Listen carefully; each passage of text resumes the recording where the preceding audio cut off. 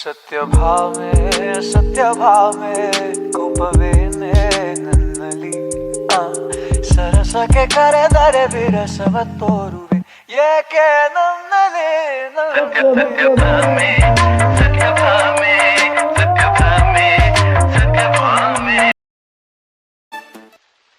ಪ್ರಕೃತಿ ಜಿಟಿ ಜಿಟಿ ಎಂದು ಬೀಳುವ ಮಳೆ, ಜಿಟಿ ಜಿಟಿ ಎಂದು ಬೀಳುವ ಮಳೆ ನಮ್ಮನ್ನು ನಾವೇ ಅಪ್ಪಿಕೊಳ್ಳುವ ಹಾಗೆ ಮಾಡುವ ಆ ತಂಪಾದ ಗಾಳಿ, ಒಂದು ಕ್ಷಣ ಬೆಚ್ಚಿ ಬೀಳಿಸುವ ಆ ಮಿಂಚು ಗುಡುಗು, ಹಚ್ಚ ಹಸಿರಾಗಿ ಕಾಣುವ ಆ ಗಿಡ ಮರಗಳು. ಓ ಪ್ರಕೃತಿ ನೀ ಬಲು ಸುಂದರ, ಪ್ರಕೃತಿ ನೀ ಬಲು ಸುಂದರ. ಒರಟಾದರೂ ಕೇಳಬೇಕು ಎನ್ನುವ ಆ ಶಬ್ದ, ಒರಟಾದರೂ ಕೇಳಬೇಕು ಎನ್ನುವ ಆ ಶಬ್ದ, ಕಣ್ಮುಚ್ಚಿ ನೋವನ್ನೆಲ್ಲ ಮಾಡಿದರೆ ನಿಶ್ಶಬ್ದ, ಎದುರು ಬಂದಂತೆ ಆ ಸುಂದರ ಸ್ವರ್ಗ.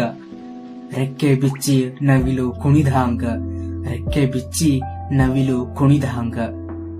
ಓ ಪ್ರಕೃತಿ ನೀ ಬಲು ಸುಂದರ, ಪ್ರಕೃತಿ ನೀ ಬಲು ಸುಂದರ.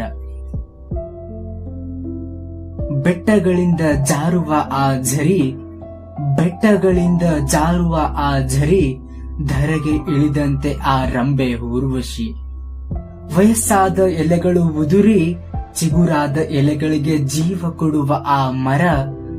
ಪ್ರಕೃತಿ ನೀ ಬಲು ಸುಂದರ, ಓ ಪ್ರಕೃತಿ ನೀ ಬಲು ಸುಂದರ, ನೀ ಬಲು ಸುಂದರ. Hello, welcome back to my YouTube channel. So ನಾವು ಗಾರಾಪುಜ ಡ್ಯಾಮಿಂದ ಡೈರೆಕ್ಟಾಗಿ ನೈಟು ಸ್ಟೇ ಆಗಕ್ಕನ್ಬಿಟ್ಟು ಒಂದು ರೆಸಾರ್ಟ್ನ ಬುಕ್ ಮಾಡ್ಕೊಂಡಿದ್ವಿ. ಸೊ ರೆಸಾರ್ಟ್ಗೆ ಹೋಗೋ ಮಧ್ಯದಲ್ಲಿ ಈ ಥರ ಫುಲ್ಲು ಗ್ರೀನರಿ ವೈಬ್ ಇತ್ತು. ಲೈಕ್ ಐ ಫೀಲ್ ಲೈಕ್ ಏನೋ ಹೇಳ್ತಾರಲ್ಲ, ಕೆಲವೊಂದು ಸರಿ ನಾವು ಹೋಗೋ ಪ್ಲೇಸ್ಗಿಂತ ನಾವು ಹೋಗ್ತಾ ಇರೋ ದಾರಿನೇ ತುಂಬ ಇಷ್ಟ ಆಗುತ್ತೆ ಅಂತ. ಸೊ ನನಗೆ ಈ ಟ್ರಿಪ್ಪಲ್ಲಿ ಅದು ನಿಜ ಅಂತ ಅನ್ನಿಸ್ತು. ಸೊ ಎಲ್ಲಿ ನೋಡಿದರೂ ಕೂಡ ಫುಲ್ಲು ಗ್ರೀನ್ ಗ್ರೀನ್ ಗ್ರೀನ್ ಥರನೇ ಇತ್ತು. ಸೊ ಹೋಗ್ತಾ ಇದ್ವಿ. ಮತ್ತು ನಾವು ರೆಸಾರ್ಟ್ಗೆ ಹೋಗ್ಬೇಕಂತ ಅಂದರೆ 2 ಕಿಲೋಮೀಟರ್ಸ್ ಅಷ್ಟು ನಾವು ಈ ಥರ ಆಫ್ ರೋಡಲ್ಲಿ ಹೋಗಬೇಕು. ಸೊ ಆಫ್ ರೋಡಲ್ಲಿ ಹೋಗ್ಬೇಕಾದ್ರೆ ಲೈಕ್ ನನಗೆ ಒಂಥರ ಭಯ. One side okay, but right ಸೈಡಲ್ಲಿ ನೋಡಿದರೆ ಫುಲ್ಲು ಪಾತಾಳ. ಲೈಕ್ ಎಲ್ಲಿ ಮಿಸ್ ಆಗಿ ಆ ಕಡೆ ಈ ಕಡೆ ಗಾಡಿ ಹೋಗ್ಬಿಡುತ್ತೋ ಅಂತ. ಬಟ್ ತುಂಬಾ ಚೆನ್ನಾಗಿತ್ತು ಎಕ್ಸ್ಪೀರಿಯನ್ಸ್ ಮಾತ್ರ. ಮತ್ತು ನಾವು ಈ ಆಫ್ ರೋಡಿಗೆ ಎಂಟ್ರಾಗೋಕ್ಕೂ ಮುಂಚೆ ಅಲ್ಲಿ ಬೋರ್ಡ್ ಇದ್ದಿದ್ದು 2 ಕಿಲೋಮೀಟರ್ಸ್ ಅಷ್ಟೇ ಅಂದ್ಬಿಟ್ಟು. ಬಟ್ ನಮಗೆ ಲೈಕ್ 5 ಕಿಲೋಮೀಟರ್ಸ್ ಆ ಥರ ಫೀಲ್ ಆಗಿದ್ದು. ಅಂದರೆ ಹೋಗ್ತಾ ಇದ್ದೀವಿ ರೋಡೇ ಸಿಗ್ತಾ ಇಲ್ಲ.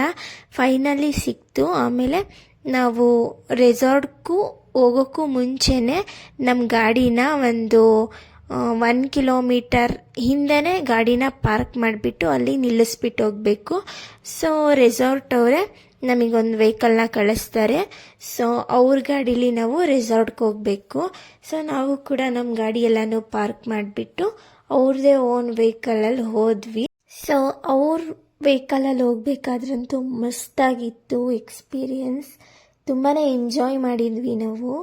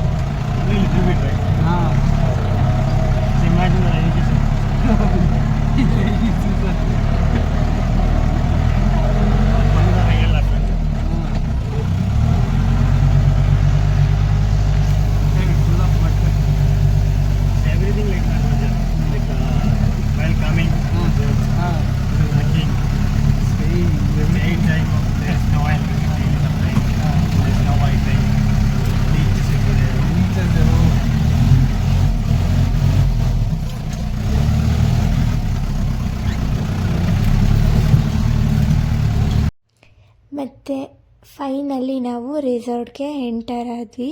ಸೊ ಪರ್ಸ್ನಲಿ ನನಗೆ ಈ ರೆಸಾರ್ಟ್ ಓಕೆ ಥರ ಫೀಲ್ ಆಯಿತು.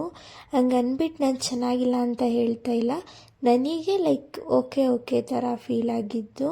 ಅಂದರೆ ನಾವು ಯೂಟ್ಯೂಬಲ್ಲಾಗಲಿ ಅದರಲ್ಲಿ ನೋಡಿದಾಗ ತುಂಬಾ ಚೆನ್ನಾಗಿತ್ತು, ಬಟ್ ರಿಯಲ್ಲಾಗಿ ಹೋಗಿ ನೋಡಿದಾಗ ಲೈಕ್ ಓಕೆ ನಾಟ್ ಬ್ಯಾಡ್ ಅಂತ ಅನ್ನಿಸ್ತು. ಬಟ್ ಒಂದು ಹೇಳ್ಬೇಕಂತ ಅಂದರೆ ಅಲ್ಲಿ ಸ್ಟಾಫ್ಗಳು ವೆರಿ ಫ್ರೆಂಡ್ಲಿ ಆಗಿದ್ದರು. ಲೈಕ್ ಏನೇ ಕೇಳಿದ್ರು ಕೂಡ ಇಲ್ಲ ಅಂತ ಹೇಳ್ತಿರ್ಲಿಲ್ಲ. ಅವ್ರ ಕೈಲಿ ಆಗೋ ಹೆಲ್ಪ್ ಎಲ್ಲ ಅವ್ರು ಮಾಡಿಕೊಡ್ತಿದ್ರು. ಅದು ಒಂದು ಪ್ಲಸ್ ಪಾಯಿಂಟ್ ಅಂತ ಹೇಳ್ತೀನಿ. ಸೊ ನಾವು ಅರೌಂಡ್ 7 ಅಥವಾ 6:30 ಆಗಿತ್ತು ಪ್ರಾಬಬ್ಲಿ. ಸೊ ಆವಾಗ ನಾವು ಚೆಕ್-ಇನ್ ಆದ್ವಿ. ಸೊ ಫ್ರೆಶ್ ಅಪ್ ಆಗೋಣ ಅಂದ್ಬಿಟ್ಟು ಎಲ್ಲರೂ ಅವ್ರವ್ರ ರೂಮ್ಗಳಿಗೆ ಹೋಗ್ಬಿಟ್ಟು ಫ್ರೆಶ್ ಅಪ್ ಆಗಿ ಬಂದು ಕಾಫಿ ಎಲ್ಲ ಕುಡಿದ್ಬಿಟ್ಟು ಸ್ವಲ್ಪ ಚಿಲ್ ಮಾಡಿದ್ವಿ. ಮತ್ತು ನಾವಲ್ಲಿ ಕೇರಮ್ ಕೂಡ ಆಡಿದ್ವಿ. ಸೊ ನಾನು ಅವನ್ನೆಲ್ಲ ಕ್ಯಾಪ್ಚರ್ ಮಾಡೋಕ್ಕೆ ಹೋಗಲಿಲ್ಲ.